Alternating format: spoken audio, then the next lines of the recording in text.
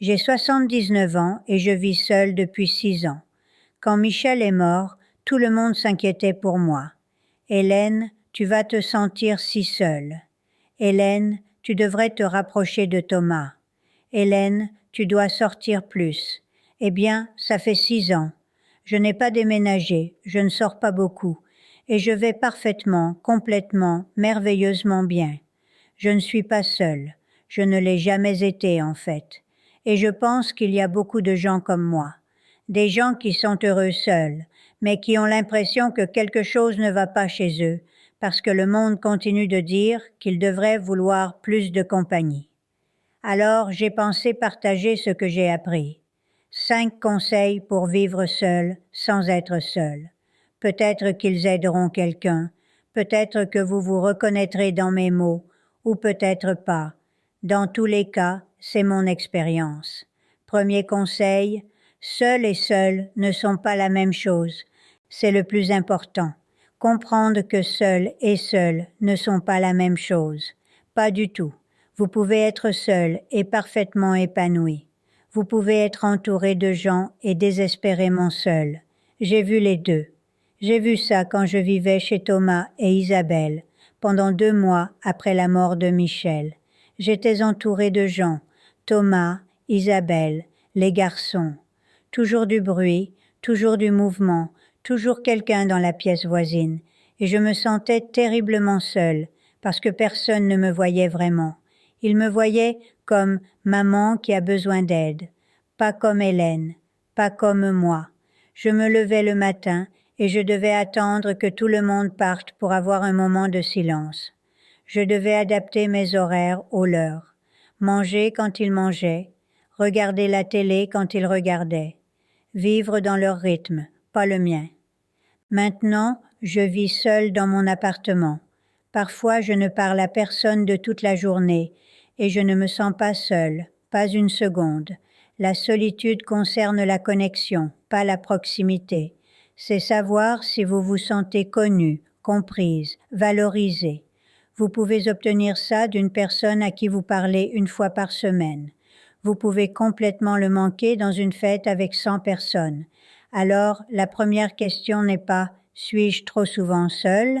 c'est « ai-je une connexion qui compte ?» Ce sont des questions différentes. Je parle à mon fils Thomas tous les dimanches. 20 minutes, peut-être 30. Parfois c'est rapide. Comment je vais? Comment vont les garçons? Est-ce que j'ai besoin de quelque chose? Parfois on parle vraiment. Il me raconte ses soucis au travail. Je lui donne mon avis. Il m'écoute. Pas parce qu'il doit, mais parce qu'il veut. C'est suffisant pour moi.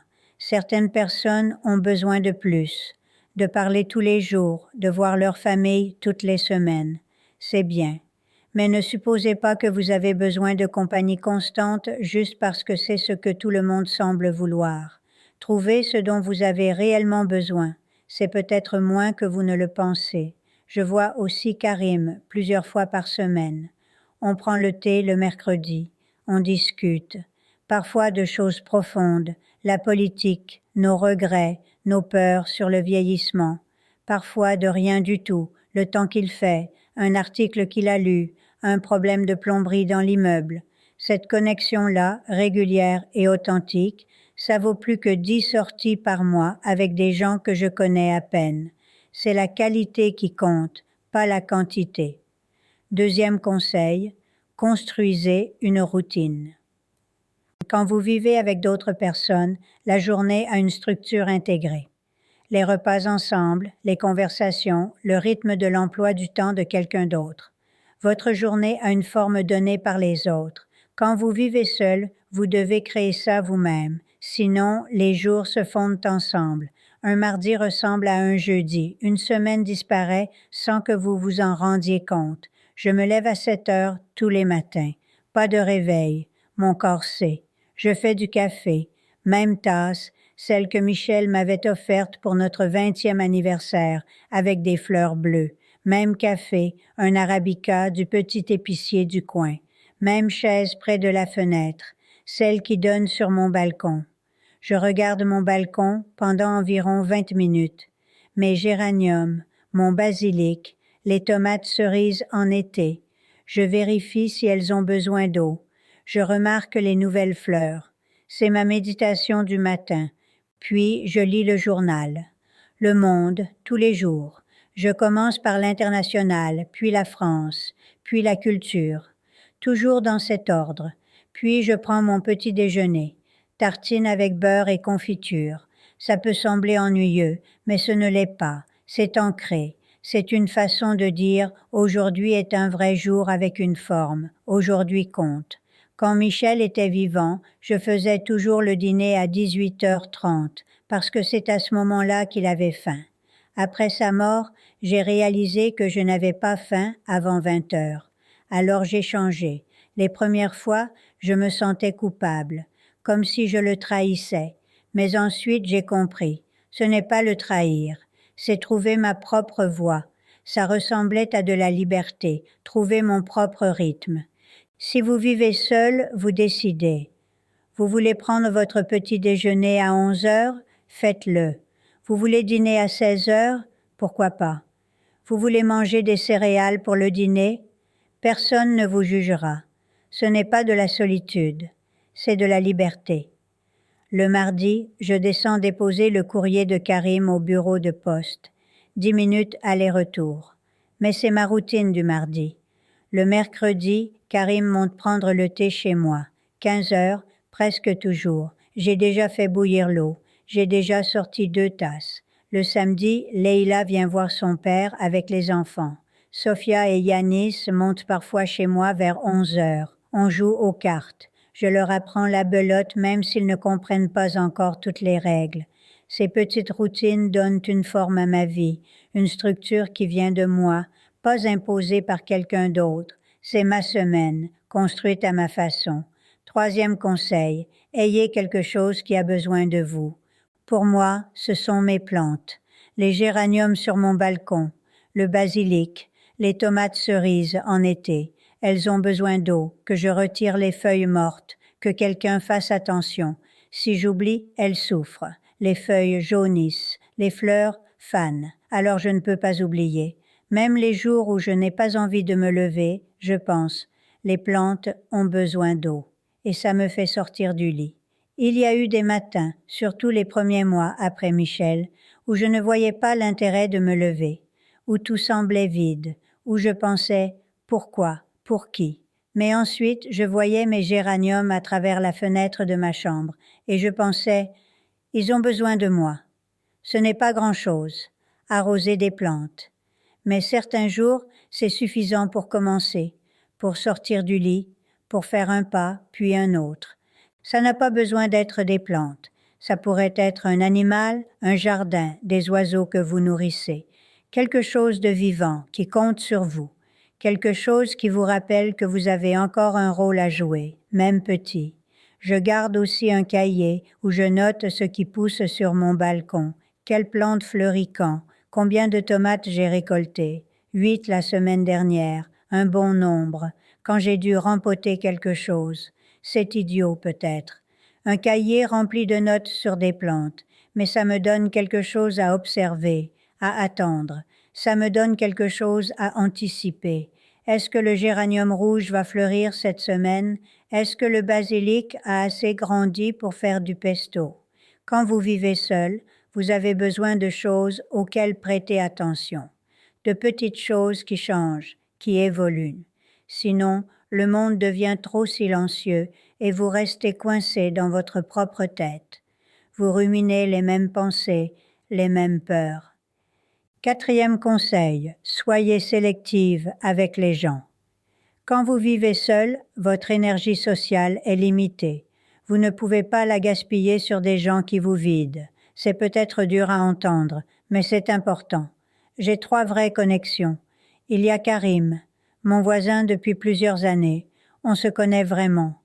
Pas juste les politesses de voisinage. Il sait ce qui m'inquiète, ce qui me fait rire. Il sait que j'ai peur de perdre ma mémoire comme ma mère l'a perdue. Il sait que je me sens coupable de ne pas voir Thomas plus souvent. Je sais des choses sur lui aussi.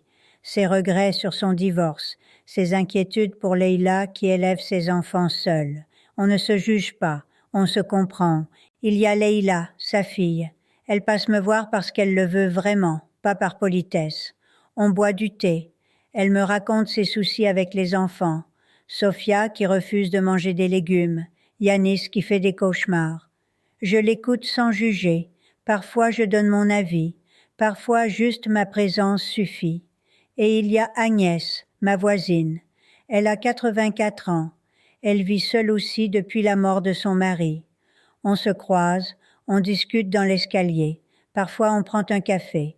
Elle comprend ce que c'est, les bons jours et les mauvais jours. La différence entre être seul et être seul. C'est tout. 3 personnes avec qui je veux vraiment parler, qui me connaissent vraiment. Ça vaut plus que 20 connaissances pour qui je dois faire semblant d'être quelqu'un d'autre. Après la mort de Michel, des gens m'invitaient à des clubs, des groupes. Viens au club de bridge, viens au groupe de marche, viens au cercle de lecture. J'y suis allée quelques fois, pour essayer, pour ne pas sembler ingrate. J'ai détesté toutes ces personnes qui ne me connaissaient pas, qui ne voulaient pas vraiment me connaître, qui voulaient juste remplir une table ou justifier la sortie. Rentrer chez moi après ces événements me soulageait, comme enlever des chaussures trop serrées, comme retirer un masque trop lourd. J'ai appris que la qualité compte plus que la quantité. Une vraie conversation avec Karim vaut 10 conversations polies. 1 heure avec Leïla où on parle vraiment vaut 20 événements sociaux où je fais semblant. Si vous êtes introverti, donnez-vous la permission d'avoir un petit cercle. Il n'y a rien de mal à ça. Vraiment. 5e conseil, vous devez vraiment vous aimer. C'est le plus difficile. Vous devez vraiment vous aimer. Parce que quand vous vivez seul, vous êtes coincé avec vous-même tout le temps. Si vous ne supportez pas votre propre compagnie, vivre seul va être misérable. Ça m'a pris longtemps, des années. J'ai passé ma vie à penser que j'étais trop calme, trop ennuyeuse, trop casanière, pas assez dynamique, pas assez sociale, pas assez comme les autres. Je me comparais aux gens extravertis et je sentais que je faisais la vie de travers, comme si j'étais défectueuse. Même pendant mon mariage avec Michel, je me sentais coupable.